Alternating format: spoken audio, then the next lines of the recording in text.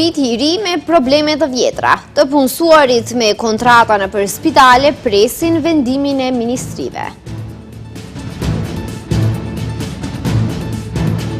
Ministri Brendshëm paralajmëron ashpërsimin e masave për përdoruesit e fishek zjarreve.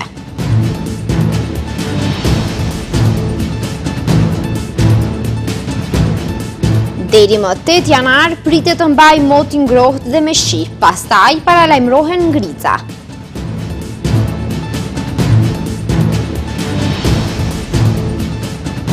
Mes fushori Drilon Islami është përforcimi I parë I shkëndijës së Tetovës për vitin 2026.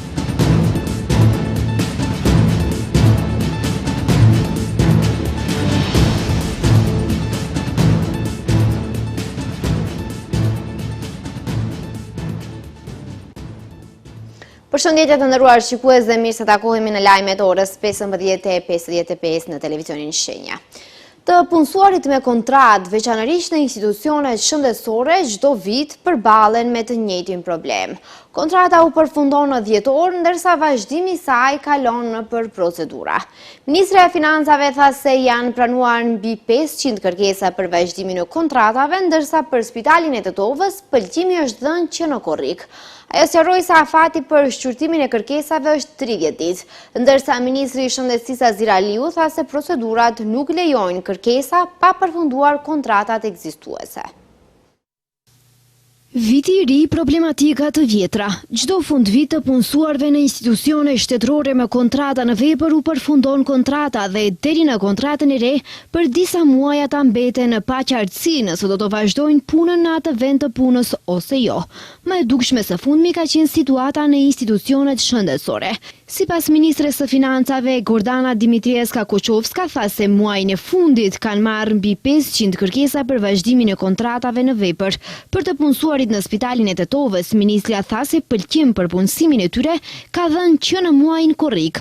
Në Spitalin e Tetovës në muajin korrik kanë marrë pajtim për punësimin e më shumë se 135 personave për kohë të pacaktuar. Pse nuk kanë arritur të realizojnë, duhet t'i pyesni ata. Unë nuk mund të ja përgjigje këtu se pse kjo nuk është realizuar. Ajo potensoi se afati për të marrë mendim pozitiv ose negativ nga Ministria e Financave është 30 ditë dhe se është e pamundur që kërkesa të arrijë më 31 dhjetor dhe të gjitha të realizohen në të njëjtën ditë. I pyetur se pse nuk është bërë kërkesë më herët që të punësuarit nga 1 janari të vazhdojnë punën pa problem nëpër spitale, Ministri I Shëndetësisë Azir Aliu përgjigj se sipas procedurave, kërkesa nuk mund të bëhet pa u kryer kontrata. Pra, administrativisht nuk mund bëni kërkesë derisa keni kontratë aktive, më kuptoni. Nga ana tjetër nuk ka asnjë problem që të njëjtit persona kur do të marrin pëlqimin pozitiv të fillojnë të vazhdojnë me punë edhe të bëhet kontrata në mënyrë dohen nga 1 janari edhe më tek. Ministri Aliu fajsoi ish pushtetin që këtyre të punësuarve nuk ju ka dhënë vendime pune, por I ka lënë me kontrata dhe shtoi se kanë abuzuar me këta persona që t'i mbajnë peng dhe t'i lënë pa vendime. Autoritetet shtetërore kanë paralajmëruar ashpërsimin e masave kundër keqpërdorimit të mjeteve piroteknike. Ministri I Punëve të Brendshme Panço Koshkovski theksoi se edhe krahas fushatave të intensifikuara parandaluese, problemi mbetet, posaçërisht në mjediset urbane. Ministri I Punëve të Brendshme Panço Koshkovski paralajmëroi ashpërsimin e politikave ndëshkuese për tregtimin dhe përdorimin e mjeteve piroteknike. Ai theksoi se edhe krahas fushatave të intensifikuara parandaluese, problemi është aty, posaçërisht në mjediset urbane. Duke folur për rastin tragjik të 2 vjeçarit I cili vdiq nga një plumb qorr, ministri nuk dha shumë detaje, por tha se hetimi po vazhdon.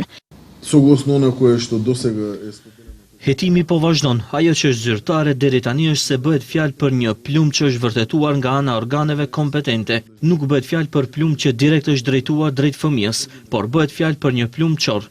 Do t'i ndërmarrim të gjithë hapat me qëllim që të vërtetojmë autorin konkret. Ministri Toshkovski u shpreh se në njërin nga aksionet policore për sekuestrimin e pajisjeve piroteknike është vërtetuar përfshirja e një zyrtari policor, gjëgjësisht se ai ka lejuar hyrjen jo legale të mjeteve piroteknike në RMV. Duke folur për dëmet që mund të shkaktojnë mjetet piroteknike, drejtoresha e klinikës për kirurgji plastike Jasmina Gjorgjevska-Pavlovska njoftoi se natën e vitit të ri janë lënduar 5 fëmijë dhe 2 të rritur. 20 pacienti be 2 të lënduarit janë të moshës 50 dhe 58 vjeçare. Meshkuj, më i moshuari ka dashur të tregohet para mbesës së tij duke hedhur petarde, që është pa përgjegjësi nga ana e tij dhe janë amputuar majat e gishtave, ndërsa 50 vjeçari e ka marrë petarde nga fëmia që ai të mos lëndohet dhe ka eksploduar në dorën e të moshuarit.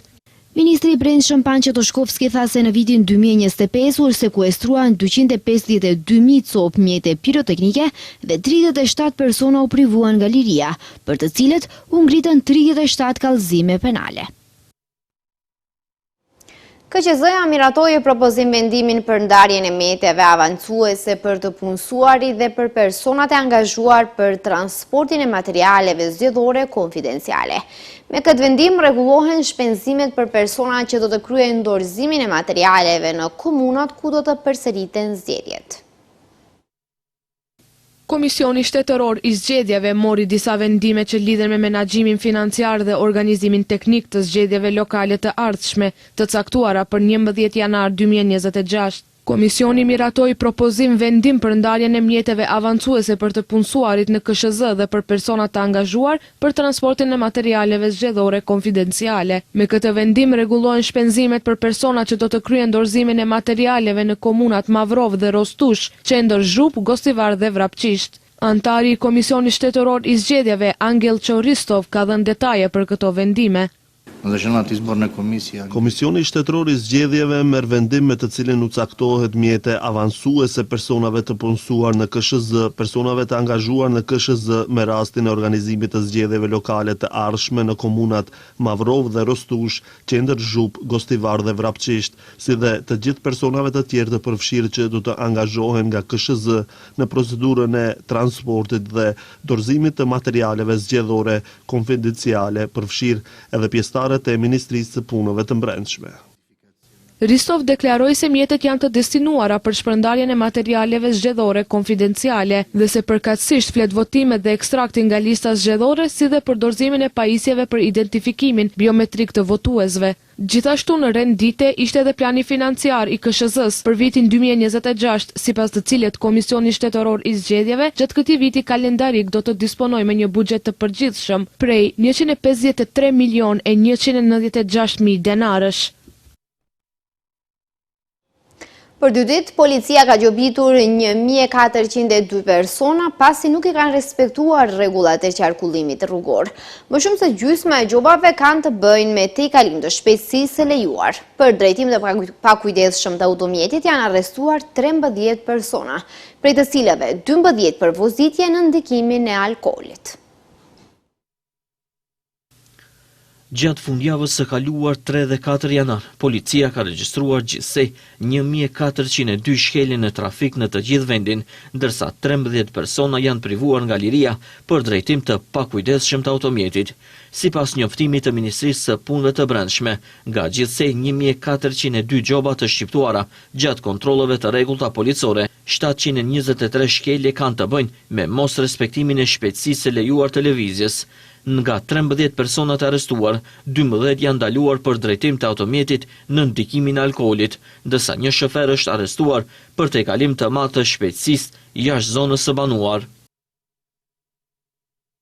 Gjatë kontrolleve janë evidentuar gjithashtu 165 shkelje për parkim të parregullt, 103 masa ndaj drejtuesve që kanë drejtuar automjetet pa patent shoferi, si dhe 53 sanksione për drejtim në ndikimin e alkoolit.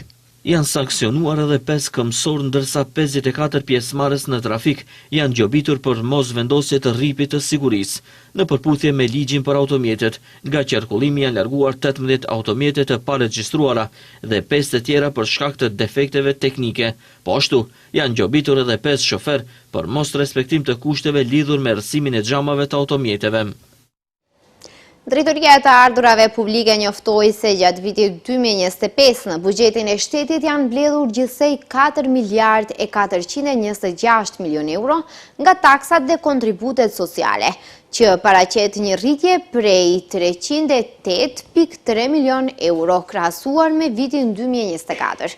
Të ardhurat nga TVSH-ja shënuan rritje të qëndrueshme të arkëtimit nga qarkullimi i brendshëm me rritje mujore prej 10 deri më 13% krahasuar me vitin e kaluar.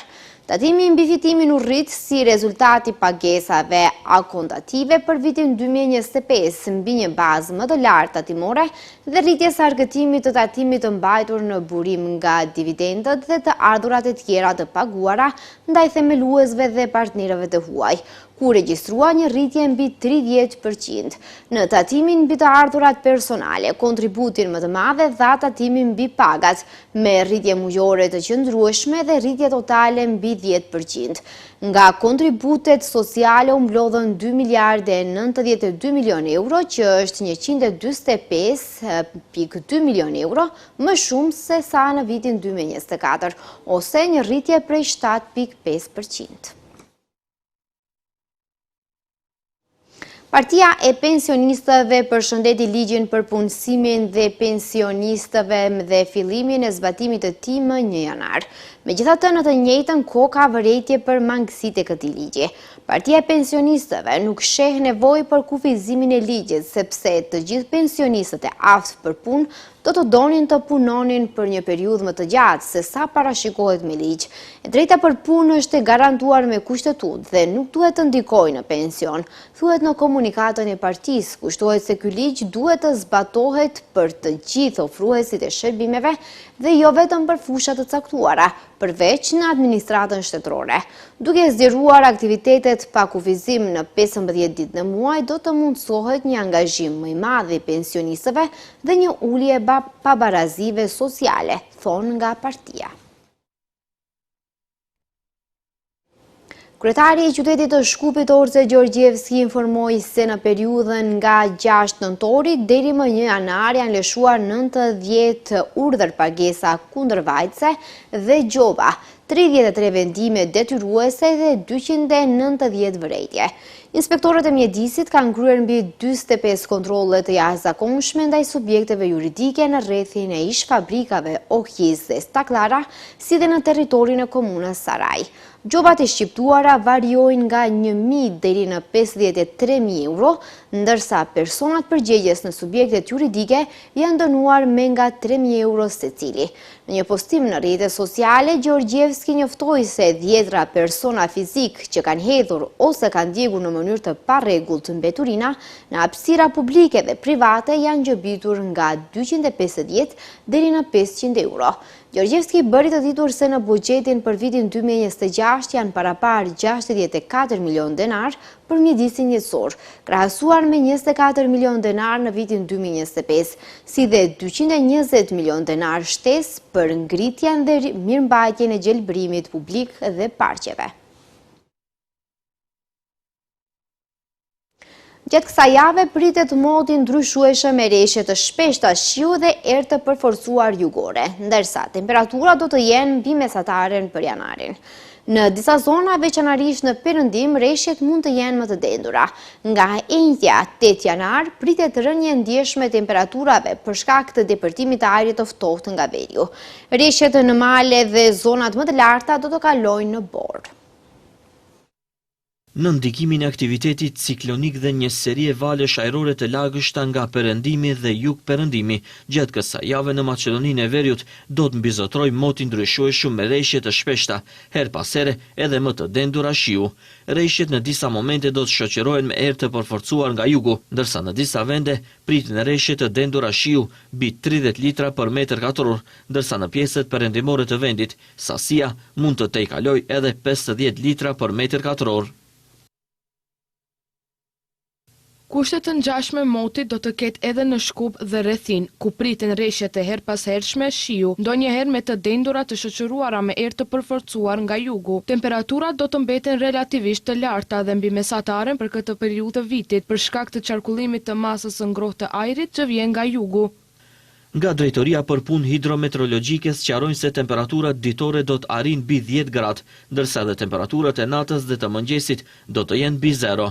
Nga entja më 8 janar për shkak të depërtimit të një masë ajrore dukshëm më të ftohtë nga veriu, do të ketë ftofje të menjëhershëm të motit. Temperatura do të bien, do të rikthehet vlera tipike dimrore dhe do të shoqërohet me erë të përforcuar nga veriu. Si pasojë, rreshtet e shiut në male dhe në vendbanime më të larta do zhndorohen në borë, duke krijuar shtresë dëbore. Sipas parashikimeve aktuale, kufiri i borës mund të zbresë edhe në 1000 metra mbi nivelin e detit, ndërsa nuk përjashtohet mundësia për borë të herpashershme edhe në zonat më të ulta, përkatësisht në qytete. Ndërkohë, ditët e fundit Maqedonia ka hyrë në një periudhë jashtëzakonisht të ngrohtë për janarin, me temperatura karakteristike për pranverën. Temperaturat e mëngjesit janë relativisht të larta dhe kudo mbi 0, ndërsa në disa vende edhe mbi 10 gradë. Këtë mëngjes në Petrovac të Shkupit, temperatura ishte 14 gradë. Her pas here frin ere përforcuar jugore, ndërsa në pjesët perëndimore tashmë janë regjistruar edhe rreshje lokale shiu. Shikues të nderuar, kjo ishte tëra për këtë edicion. Bashkë miu pafshim.